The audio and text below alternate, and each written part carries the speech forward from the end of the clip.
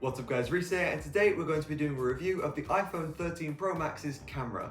Now, this year Apple has finally made it so the 13 Pro and the 13 Pro Max has the same camera. Last year there were some differences in the zoom, so thank you Apple for that, you made it a lot easier. So for argument's sake, we're just going to call this a review of the iPhone 13 Pro's camera. Now, before we get going, I do just want to say every picture or video you see in this video is shot on the iPhone 13 Pro. I am not using my camera at all in this video, purely just so you can see right out of the box what it's like. I'm not going to be color correcting or grading anything unless I decide to do a little cinematic thing at the end. But if I do, I'll make sure I put that in the video so you definitely know what is graded and what's not.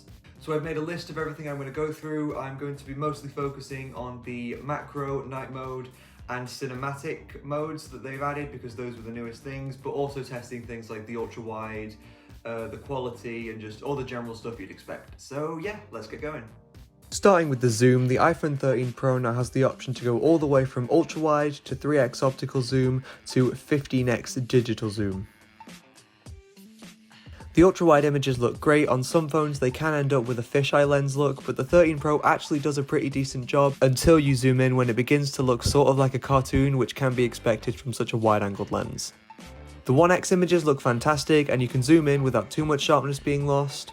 And the 3x optical images are my personal favourite as they retain the highest level of sharpness even when zoomed in. And as for the 15x digital zoom, it doesn't look great, but it's not as bad as I thought it would be.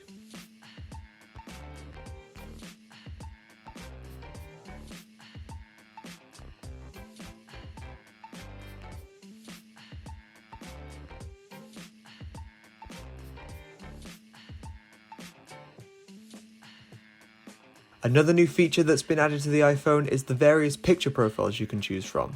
These let you select what type of look you want for your picture and take it straight from the camera rather than having to edit it later on. It also gives you the option to make your own preset, which will come in handy for shots you need to get quickly.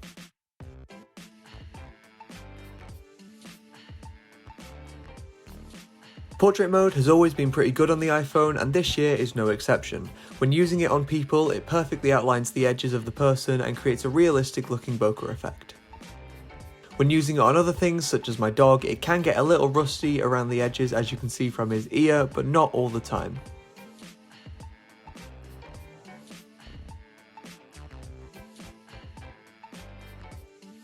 One of the highlights of the camera on the iPhone 13 Pro for me is night mode.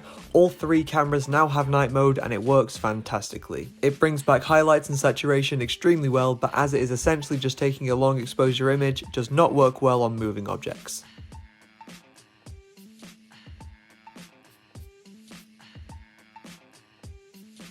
Front-facing night mode isn't great either, as I had to try to hold extremely still and the result wasn't very good even when I did. Using night mode on the ultra-wide lens and the 3x lens is okay, but it is noticeably more cartoon-like. A big camera upgrade announced this year is the ability to shoot macro images. When this was first announced, I was skeptical of it, but then after using it, it actually works pretty well. You can get up to 2 centimeters close to an object and have it in focus, although a lot of light is required as the low light macro images don't look too great. This feature does also work in video, but you have to be in macro mode before you start recording, as it will not switch whilst you're shooting. I do just want to acknowledge, I know the 13 Pro can shoot ProRAW images. For my original shoot, I did shoot entirely in RAW, but then when I put them onto my computer, they were all really overexposed, so I'm not sure what's up with that, but if anyone can help me out, that would be greatly appreciated. Now moving on to video, the 13 Pro can shoot 4K at 24, 25, 30, and 60 frames per second. It can also shoot HDR video, but this video is not HDR. I will leave a link in the description to a HDR video taken straight from the iPhone for those of you who want to see it. A big upgrade for the stabilization of video this year was the addition of the sensor shift technology. This means that stabilization is done in the sensor now as well as being done in the lens. This can be noticed in some shots, like when you're walking, and when you're running there is an improvement, but it is still quite shaky. The ultra-wide 1x and 3x 4K footage looks great, but when you get up to 9x, it starts to look less sharp.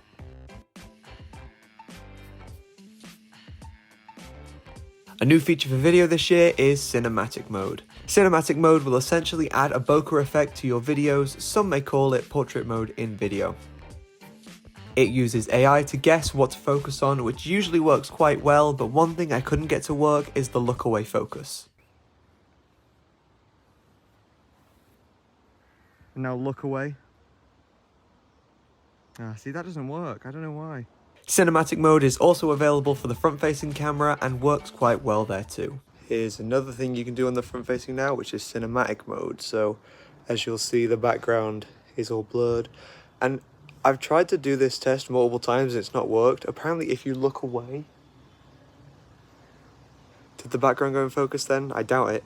I've been really struggling to get this mode to work properly, but we'll see.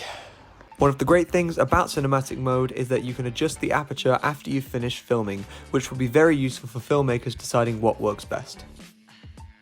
This mode is capped at 1080p 30 frames per second though, so I probably won't use it until there is a 4K 24 frames per second option available.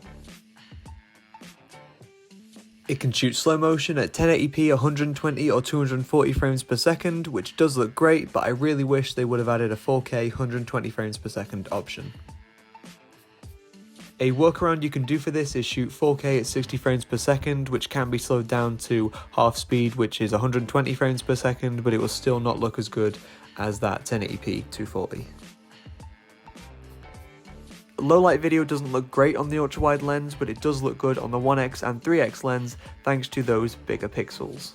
However, they are still nowhere near the standard of DSLR or SLR cameras, but still pretty good. Front-facing images do look pretty good on the 13 Pro when there is good lighting, either on the normal lens or the wide-angle lens, but when you're in a low-light situation, the noise levels do increase, but that is what the flash is for. Here is a test of some 4K footage at 24 frames per second from the front-facing camera of the 13 Pro Max. This is in direct daylight, as you can see here. It is blinding me. This now is to test the stability of the front-facing camera, so if I'm just walking, holding this with one hand. And that is it for the camera test for the iPhone 13 Pro. I'm pretty sure I covered everything. If there's anything you think I missed, please tell me in the comments, and I probably won't put it on YouTube, but I'll put it on my Twitter so you can find me there. But yeah, if you enjoyed this video and found it helpful, please don't forget to smash that like button, press subscribe, and click the little bell so you'll be notified whenever I upload, and leave a comment down below. So yeah, see you later. Bye.